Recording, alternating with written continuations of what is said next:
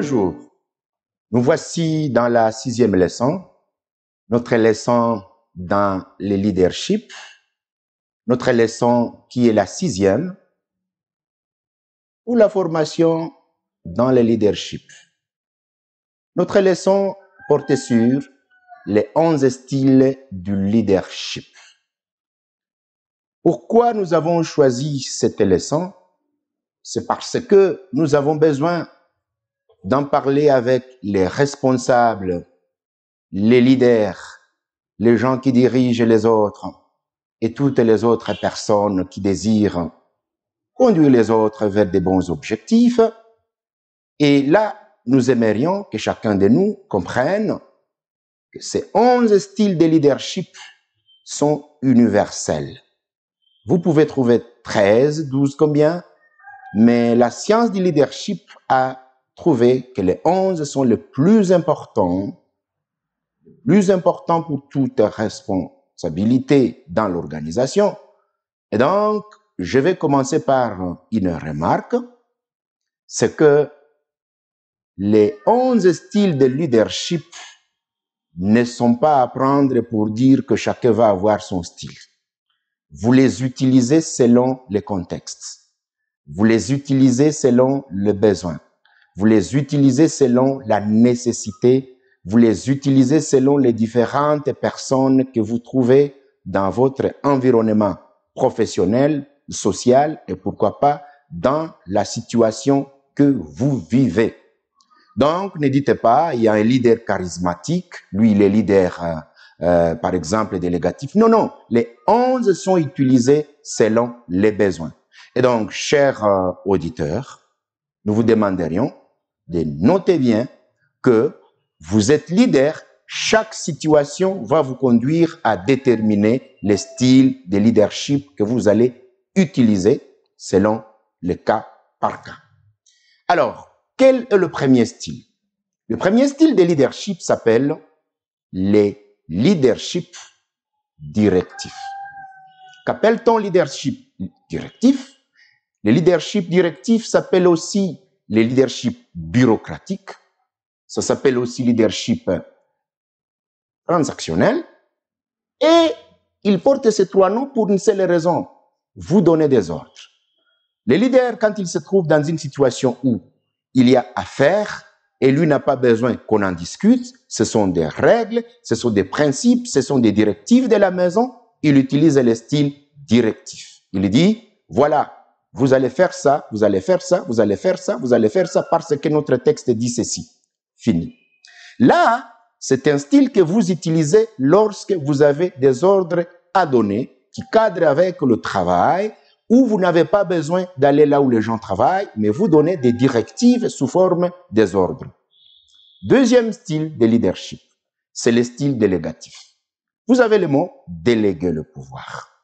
Beaucoup de leaders, beaucoup de chefs, beaucoup de responsables ne savent pas le faire, tout simplement parce qu'ils ont peur qu'en déléguant leur pouvoir, on va le récupérer. Mais non, un beau leader, c'est celui qui sait déléguer le pouvoir.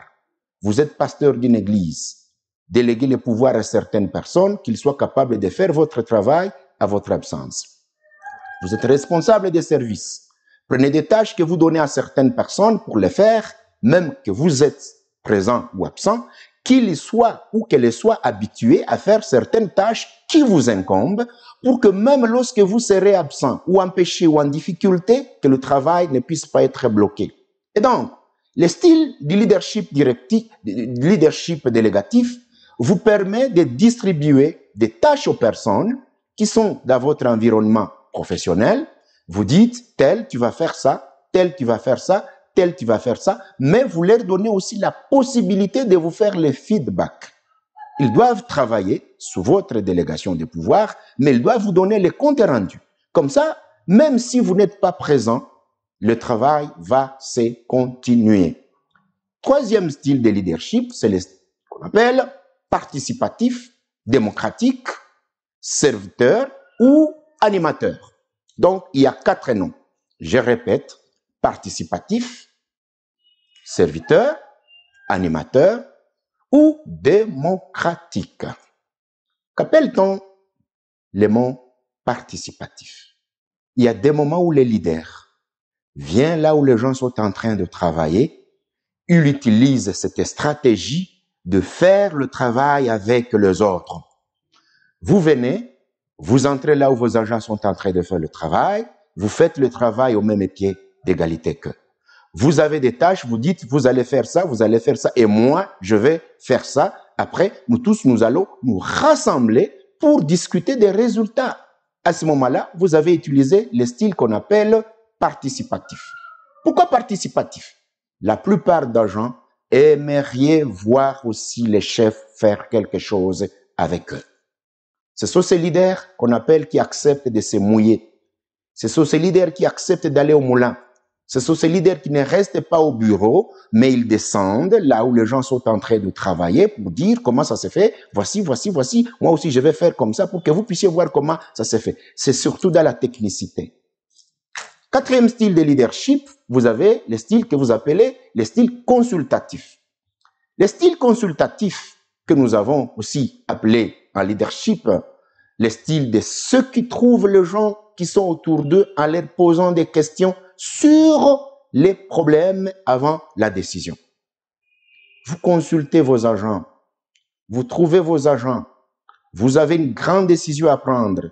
Vous dites, je ne prendrai pas cette décision seul, laisse-moi appeler les collègues, laisse-moi appeler les agents qui travaillent avec moi pour que nous puissions voir quelle est la solution commune que nous prendrons. Vous leur soumettez les problèmes.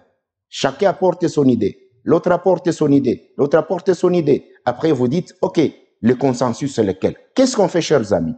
Ça, c'est pour des grandes décisions que vous savez qu'elles ont besoin de la participation de chacun, mais dans le cadre de l'apport des idées. Évitez de décider seul sur certaines choses, parce qu'il y a des choses sur lesquelles vous décidez seul, et les agents vont vous dire, si vous nous aviez demandé, chef, nous, on n'allait pas vous accepter de prendre cette décision parce qu'elle est mauvaise en ceci, en cela, en cela, en cela. Voilà là où vous vous êtes trompé, il ne fallait pas le dire. Mais vous avez déjà pris la décision. Et là, vous endossez la responsabilité de l'échec seul. Cinquième style de leadership, c'est le style négociateur. Le leadership négociateur, c'est quoi? Vous avez le mot négociation. Et quand est-ce qu'il est utilisé? Il est utilisé lorsque l'organisation traverse des problèmes, lorsque l'organisation traverse des conflits internes, lorsque les agents ne se comprennent pas sur certaines choses, et vous trouvez qu'il y a risque de fragilisation de l'organisation, et donc vous dites, je vais utiliser le style négociateur. Et surtout, lorsque l'organisation est en train de traverser des problèmes aussi, des crises de gestion qui peuvent conduire à des grèves, à des problèmes de désorganisation jusqu'à ce que les gens risquent d'aller dehors et quitter le boulot. Qu'est-ce que vous faites? Vous utilisez le style que nous appelons maintenant négociateur. Là, vous rencontrez chacun, vous lui dites, je sais que vous êtes mécontent parce qu'il y a telle situation. Quelles sont les idées que vous aimeriez que l'on puisse prendre en compte pour que vous vous sentiez à l'aise? C'est vrai, nous voulons quitter tous. Et même vous, vous voulez quitter. Mais moi, je ne suis pas content. Mais qu'est-ce que nous pouvons faire pour que vous et moi, nous puissions ne pas perdre cette organisation? Vous négociez avec chacun. Et chacun va vous donner son cahier de charges. Vous prenez les cahiers de charges, vous les mettez ensemble, vous l'amenez à la hiérarchie. S'il faut l'amener au gouvernement, s'il faut l'amener au directeur créateur de l'entreprise, s'il faut l'amener à qui que ce soit, et là, vous avez su utiliser ce qu'on appelle le style négociateur. Sixième, c'est ce qu'on appelle le style du leadership autocratique ou autoritaire. Vous avez le mot autoritaire, autorité. Vous voulez vous imposer. C'est le style dans lequel le leader dit « je m'impose ». Je prends la décision. Je n'ai pas besoin de négocier avec quelqu'un. Voici ce que je prends comme mesure. Des fois, vous le faites lorsque vous trouvez qu'il y a du laisser-aller. Vous trouvez que dans l'entreprise, les gens font ce qu'ils veulent. Ils ne veulent pas suivre des directives. Ils veulent se relâcher. Ils ne prennent pas du travail au sérieux. Vous organisez la réunion. Vous dites, voilà, chers amis, désormais, à partir de demain, première décision, deuxième décision. Et si c'est pas comme ça, je vais utiliser des sanctions. Et tout le monde sort de la réunion en disant, chef, on va s'adapter. Là, vous avez utilisé le style de leadership que nous appelons les styles autoritaires, que vous appelez aussi autocratiques. Mais attention, si vous êtes trop autoritaire dans l'organisation, vous risquez de disperser les gens. Et c'est pourquoi, dans la leçon numéro 7, nous allons parler avec vous comment le chef doit rassembler les gens autour de lui. La 7e leçon va porter sur les 25 manières de rassembler les gens autour de vous. 7e style de leadership, c'est le leadership rassembleur. Évidemment, il y a le mot rassembler. Qu'est-ce que signifie rassembleur? C'est celui-là qui développe le social dans les agents. Vous trouvez que dans votre service, chacun fait ce qu'il veut, on ne se parle pas, on vient, par le travail, il n'y a pas de sociabilité, vous venez, vous travaillez, vous rentrez, les gens ne se parlent pas, les gens, quand chacun a un problème, tout le monde s'en fout. Là, vous avez besoin de prendre le leadership que nous appelons le leadership rassembleur pour dire, je vais développer le social, je vais rassembler mes gens, je vais leur faire comprendre que si un a un problème, c'est le problème de nous tous, je vais leur montrer qu'il faut être social entre nous, je vais leur montrer que nous devons quand même si nous ne serons pas tous les amis chacun de l'autre, mais nous avons besoin quand même d'avoir une société, une entreprise, un parti politique, une église, je ne sais pas quel service vous avez, où chacun développe la relation sociale avec ses collègues. Là, c'est le leadership rassembleur. Non pas seulement que les gens vont être des collaborateurs au travail, mais aussi que chacun saura que nous sommes une famille. De grandes entreprises qui prospèrent sont basées aussi sur le social. Mais quand vous brisez le social dans l'entreprise, chacun pour soi, comme on dirait, et Dieu pour tous, chacun va dire, OK, moi c'est le travail, les autres choses ne me regardent pas. Demain, quand il a un problème, tout le monde l'abandonne, il est démotivé, et hop, il s'en va. 8e style, le style du leadership que nous appelons coach. Le style du leadership coach vient de quel mot? Coach. Là, vous avez le développement individuel de vos agents. N'ayez pas des agents qui seront là pour vous servir, mais auxquels vous n'avez pas besoin qu'ils soient développés potentiellement dans le travail. Organiser des formations, donner des bourses d'études, des bourses de formation à l'extérieur, développer l'aspect coach, c'est-à-dire si vous trouvez que vos agents, les gens qui travaillent avec vous, ont des insuffisances dans les domaines, soit dans la comptabilité, soit dans le marketing, soit dans un domaine, vous les cherchez partout où ils sont faibles et vous cherchez à combler cette lacune par des formations. Soit vous-même vous les faites, soit vous appelez un consultant externe que nous appelons des consultants externes, bien sûr. Ces gens viendront développer le potentiel de vos agents pour qu'il y ait productivité, mais la plupart d'agents sont toujours contents lorsqu'ils trouvent qu'il est entré dans l'organisation, ne sachant pas certaines choses, mais à cause de leur leadership, à cause de leur chef, à cause de la façon dont on les conduit, ils arrivent à prospérer. Ne soyez pas contents que vos agents restent les mêmes pendant 5 ans. Ils doivent se développer aussi. N'ayez pas peur qu'ils iront ailleurs. Même s'ils partiront, mais il faut dire, cette capacité que j'ai, je l'ai reçue de mon chef qui m'avait aidé à la formation. Alors, le leadership transformationnel, là, vous visez les changements dans le travail. Il y a des gens qui viennent travailler avec vous, mais qui sont des bons techniciens, mais qui se méconduisent. Vous trouvez qu'il y a besoin de changement de mentalité, changement de façon de vivre, changement de façon de travailler. Ils sont compétents, mais leur manière d'être n'est pas bonne. Qu'est-ce que vous dites? Vous les appelez un à un, vous leur dites, chers collègues, je sais que vous travaillez, mais est-ce que tu ne trouves pas que cet aspect est très nécessaire? Oui, c'est vrai que vous travaillez bien, mais vous venez toujours en retard. Il faut changer ça. Vous dites, mais c'est bien que vous travaillez, c'est bien. Mais la plupart des fois, les rapports viennent avec retard. C'est bien que vous travaillez, mais est-ce que tu ne vois pas que des fois tu rentres avant les heures? Ça, c'est le transformationnel. Vous voulez non seulement atteindre le but, mais vous voulez aussi la transformation du comportement des agents. Là, vous musez sur les valeurs. Quels sont les comportements qui sont souhaités que les staffs, les agents, les collaborateurs doivent prendre comme manière de travailler pour qu'il y ait encore renforcement des résultats. Et le leadership visionnaire. Le leadership visionnaire, que nous appelons aussi charismatique, que nous appelons aussi inspirationnel, c'est quel style? C'est ce style de leadership où vous avez des gens qui travaillent avec vous, mais vous misez sur la ligne avec laquelle l'organisation avait commencé. Vous savez, il y a des gens qui viennent travailler chez vous, ils ne savent ni la vision, ni la mission de l'organisation. Il y vient, il travaille dans son service, il part. Mais si demain vous lui demandez, mais est-ce que vous savez la vision? Est-ce que vous savez la mission de votre société? Il n'en connaît rien. Alors, le leadership visionnaire, le leadership charismatique, que nous avons aussi appelé le leadership inspirationnel, c'est ce leadership qui vous permet de rassembler les agents en leur rappelant toujours, nous avons commencé cette organisation, ou bien nous sommes dans cette organisation, ou bien vous avez été recruté dans cette organisation, mais souvenez-vous, voici sa vision, voici ses missions qui sont assignées à tous les staffs, voici ce que vous devez travailler en ayant en tête que vous ne serez jamais en dehors de cette ligne.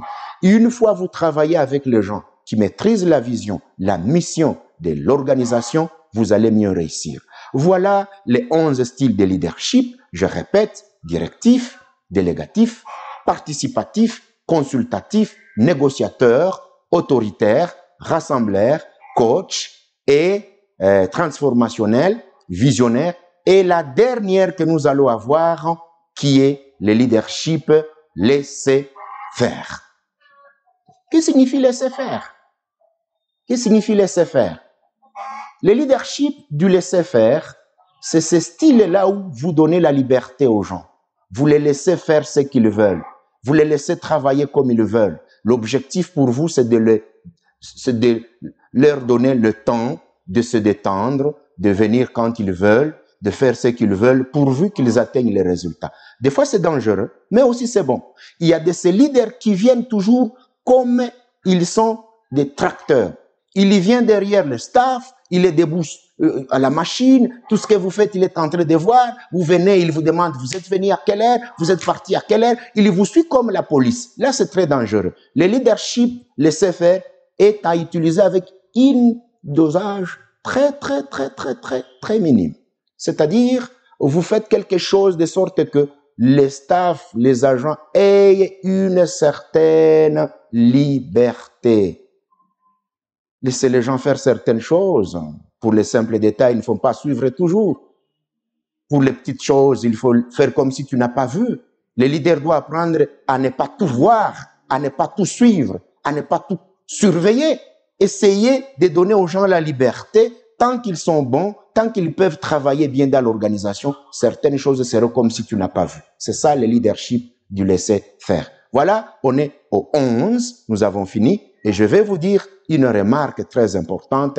Apprenez à développer le leadership dans vous-même, mais aussi apprenez à savoir quand est-ce que je peux utiliser tel leadership. C'est-à-dire quoi? Cherchez les occasions.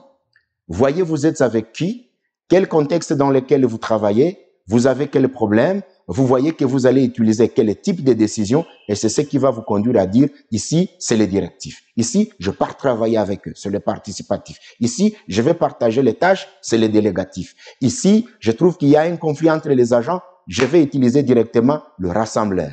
Ici, je trouve que les gens ne veulent pas se faire diriger, je vais prendre l'autorité. Je vais dire, voici désormais, on ne fait plus ceci ici dans l'organisation. Voilà un peu la façon dont j'aimerais que nous puissions tous progresser. Et là, nous commençons avec nos 3 questions avec lesquelles toujours nous terminons notre leçon.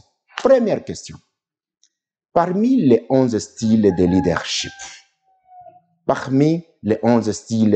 leadership, votre chef utilise combien? Si vous travaillez quelque part, est-ce que votre chef utilise les 11 ou, d'après ce que vous savez de lui, il en a 5 ou 3? Deuxième question, vous êtes chef. Comment vous pouvez critiquer le leadership du laisser-faire? Faites une critique du leadership du laisser-faire. Essayez de développer dans vous, ça peut avoir tel inconvénient, ça peut avoir tel avantage, pour que vous commenciez déjà à avoir cette mentalité de comprendre que si vous faites le leadership, ça n'ira pas dans les laisser aller si ça exagère. Et à la fin, nous allons poser la dernière question. Est-ce que vous pouvez citer les 11 sans regarder quelque part? Est-ce que vous pouvez citer? Donc, citer les 11 leadership, citer les 11 styles de leadership, un par un jusqu'au 11e pour tester votre mémoire de mémorisation. Voilà Voilà, la première question, c'était de savoir, est-ce que votre chef a combien de styles de leadership?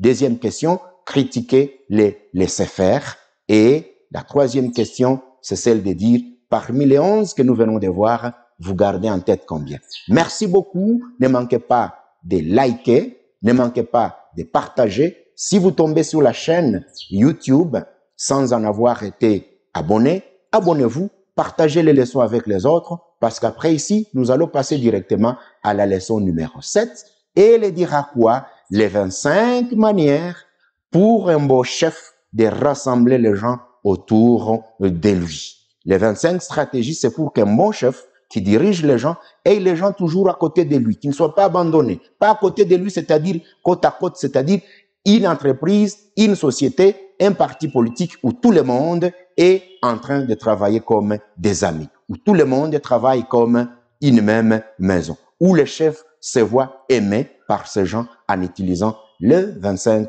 manières. Là, nous l'annonçons, c'est pour la leçon qui vient, la 7e leçon.